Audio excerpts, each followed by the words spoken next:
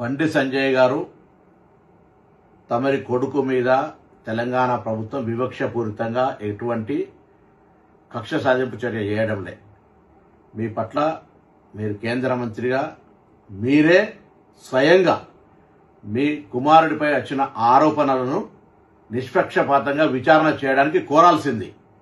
మీరు దాని మీద ఏదో కుట్ర చేస్తా ఉన్నారు, సానుభూతి కొరకనే ప్రయత్నం చేసే కంటే ఆ అమ్మాయి మిమ్మల్ని కలిసిన మాట వాస్తవమా కాదా, ఆ అమ్మాయితో బాబు తిరిగిన మాట వాస్తవమా కాదా, వాటిని నిరూపణ చేసుకోవడానికి ప్రయత్నం చేసి నిర్దోషిగా అయితే నిర్దోషిత్వం నిరూపించుకోండి.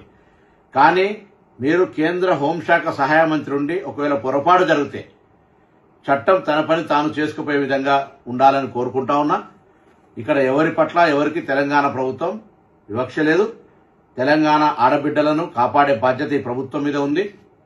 తప్పకుండా తెలంగాణ ఆడబిడ్డలకు విశ్వాసం కలిగజేస్తాం. ఎక్కడ ఇటువంటి చర్యలు జరిగితే వారికి పూర్తిగా సపోర్ట్గా ఉంటుంది. దాని తర్వాత నిన్న మొన్న కొంత మున్నూరు కాపు సంఘానికి సంబంధించిన నాయకులు కూడా ఏదో వివక్షపూరితంగా వ్యవహారం చేస్తామని చెప్తా ఉన్నారు.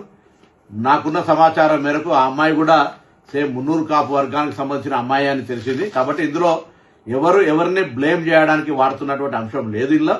కాబట్టి ఈ ముఖ్యమంత్రి గారు కూడా ఈ అంశం మీద విచారణకు ఆదేశించినారు. నిన్న ప్రధానమంత్రి గారి ప్రోగ్రాం ఉండడం వల్ల అందరూ కూడా అదే ఏరియాలో ఉండడం వల్ల కొంత ఒక రోజు ఆలస్యమై ఉండొచ్చు. కానీ ఆ కన్సర్న్డ్ డీసీపీ లేడీ ఆఫీసర్ తోటి విచారణ కొనసాగుతోంది. దోషి ఎవరు కూడా తప్పించుకొని పోలేరు, ఎంతటి పెద్దవాళ్ళైనా అనేటువంటిది ప్రభుత్వం అంతే కఠినంగా అంతే సీరియస్ గా వ్యవహారం చేస్తుందని గౌరవ ముఖ్యమంత్రి గారే స్వయంగా మరి డీజీపీ గారిని ఆదేశించినారు.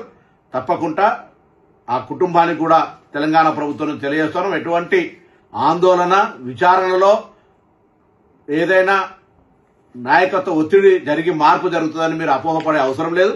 తప్పకుండా ఇది ప్రజాస్వామ్యం.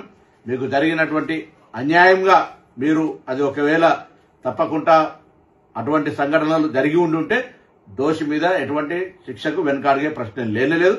కాబట్టి నేను ఈ సందర్భంలో మరొకసారి మా పార్లమెంటు సభ్యుడిగా మరి కష్టపడి రాజకీయాల్లోకి వచ్చినారు, బ్యాక్వర్డ్ క్లాస్ అంటా ఉన్నారు, దానికి ఎక్కడ కూడా అవన్నీ కూడా ఈ సంబంధించిన ఇష్యూకు సంబంధం లేదు. కాబట్టి మీ పట్ల డెఫినెట్లీ అదే మా పార్లమెంటు మెంబర్గా మీకు రెస్పెక్ట్ అనేటువంటిది రెస్పెక్టే. కానీ ఇటువంటి సంఘటనల పట్ల మనం వ్యక్తిత్వానికే మచ్చగలిగేటప్పుడు మనమే ఒక అడుగు ముందుకేసి అటువంటి దానికి విచారణకు సహకరించి మనం చేయాల్సి వస్తుంది. లేకపోతే అధికారాన్ని వినియోగించుకొని మన విచారణకు అడ్డంగా పోయేటువంటి పరిస్థితుల వల్ల మనం దానికి వ్యవహరిస్తున్నట్టు వస్తే ప్రజాస్వామ్యం గౌరవించదు అనే మాటను దయచేసి బండి సంజయ్ గమనించాలని కోరుతా ఉన్నా.